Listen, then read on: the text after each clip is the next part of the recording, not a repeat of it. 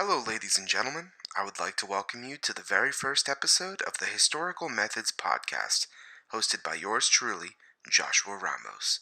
Today, we will be discussing Puerto Rican migration, in particular, the Great Migration of the 1950s. The island of Puerto Rico is a melting pot filled with a diverse people, rich culture, and fascinating history. Since the arrival of Christopher Columbus upon its shores in 1493, the island has been consistently evolving and ever-changing. Today, there is no standard Puerto Rican. Each individual whose family roots stem from the island have their own unique story to tell. The Puerto Rican culture and its people stem from many other countries and cultures around the world, which have blended together, forming Puerto Rico's own unique culture.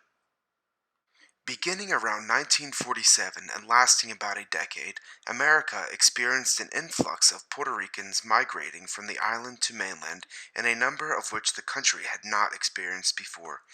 This migration was sparked by economic factors such as Puerto Rico's rising population, overcrowding, economic depression, cheap airfare, and the migration push provided by the own Puerto Rican government due to the ambitious Operation Bootstrap.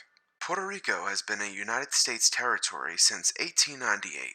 The island was acquired by the United States in the aftermath of the Spanish-American War. 2 years after being claimed as a territory, the United States Congress established a civil government on the island. In 1917, President Woodrow Wilson responded to the pressure of Puerto Rican activists for citizenship rights and passed the Jones-Shafroth Act. This act granted Puerto Ricans citizenship to the United States. Within the first decade of this new law, the number of Puerto Ricans who migrated to mainland United States rose by almost 282% compared to the previous decade. This first wave of migration took place during the end of the 1910s and throughout the 1920s. The law was also conveniently passed during the latter end of the First World War. The law allowed Puerto Rican men, as U.S. citizens, to enlist with the United States Armed Forces. According to the U.S. Department of Defense, about 20,000 Puerto Ricans served in combat on behalf of the United States. The 1920s was also a time of economic depression throughout the island.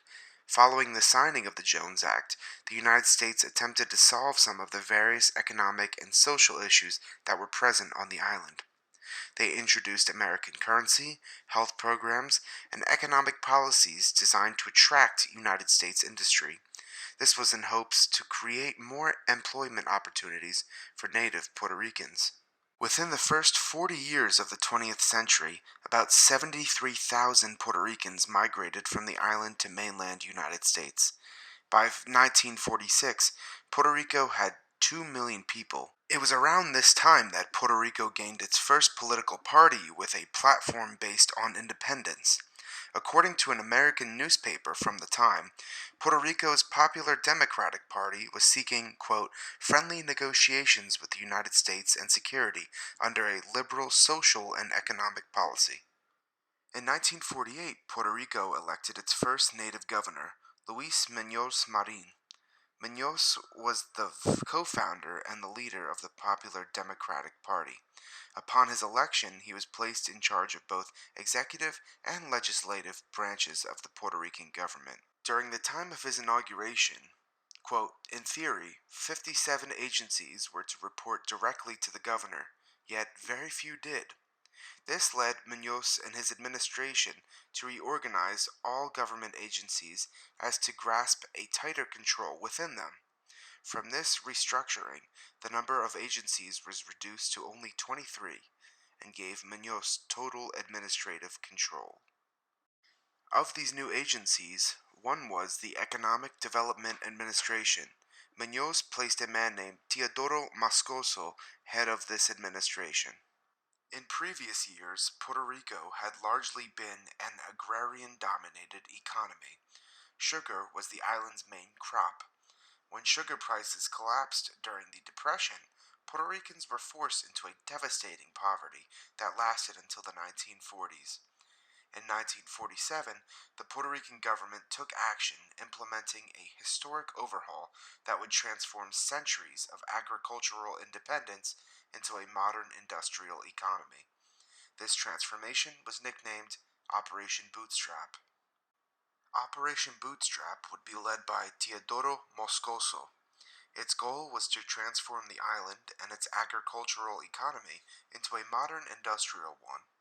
One cannot simply overlook the importance and impact Bootstrap had, not only to the Puerto Rican economy, but to the country as a whole.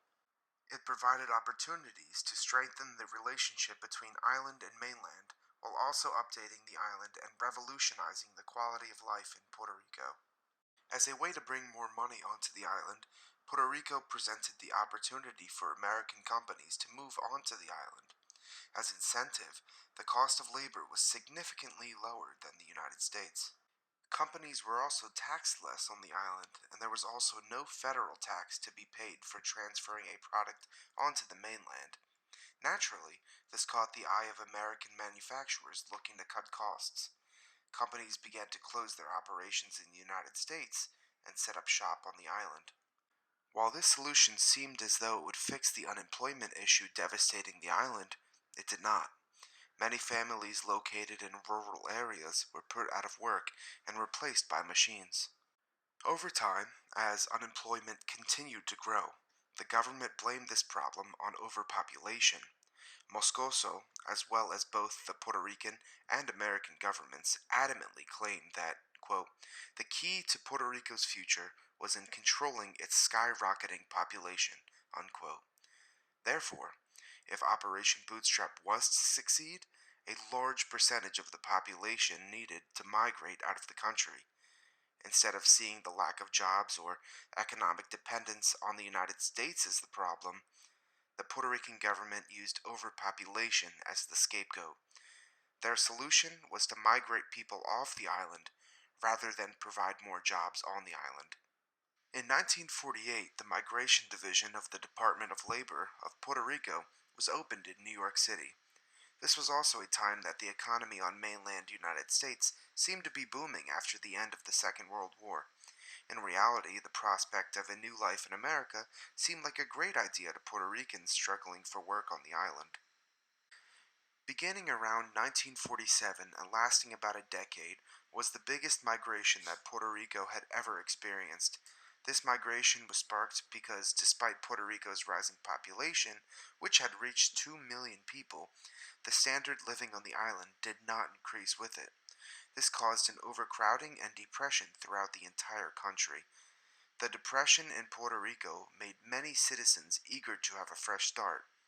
A fresh start and opportunities for employment are what led my own grandparents to migrate to Brooklyn, New York in 1953. Both my grandparents were born in Bayamon, Puerto Rico in the 1920s. They married in 1942 and had their first daughter, Neda, in 1943. My abuelo flew to America in 1952. He flew with Pan American Airways into Idlewild Airport. My abuela and aunt followed after him later on the next year. Although my aunt Neda says she doesn't remember too much about the move, she did share with me what she could. My aunt was only 9 years old when they moved from Puerto Rico to New York City. She remembered how her father moved out there first in order to get a job and a place to live before moving his pregnant wife and daughter out there.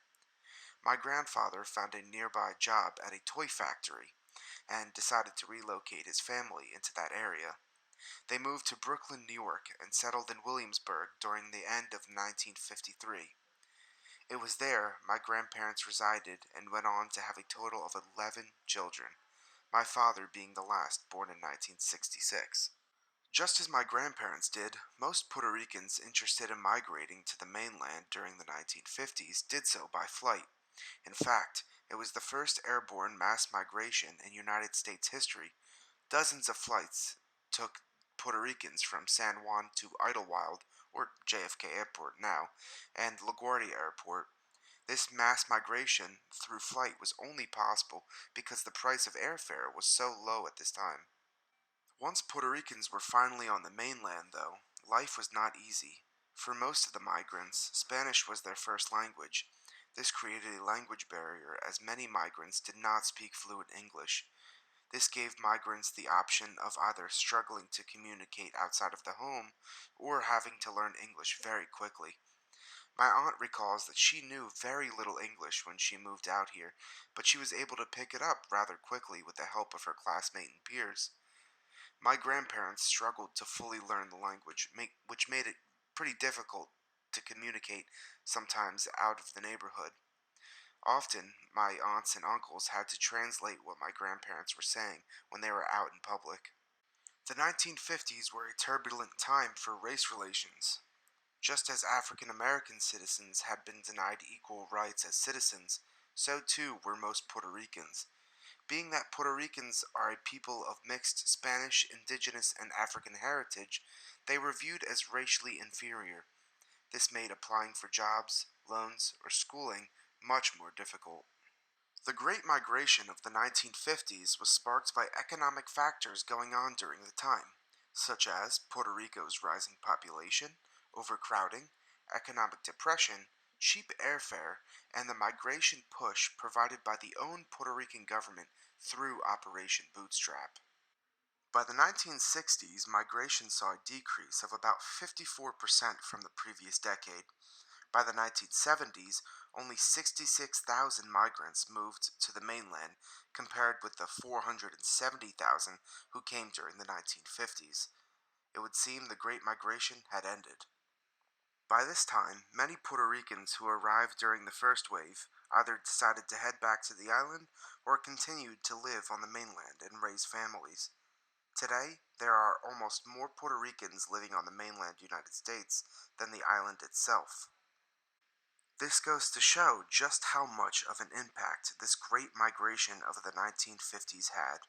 I, just like many others, only live here today in America because my own family decided to take part in that migration. This concludes this episode of Historical Methods Podcast. Thank you for listening and have a wonderful day.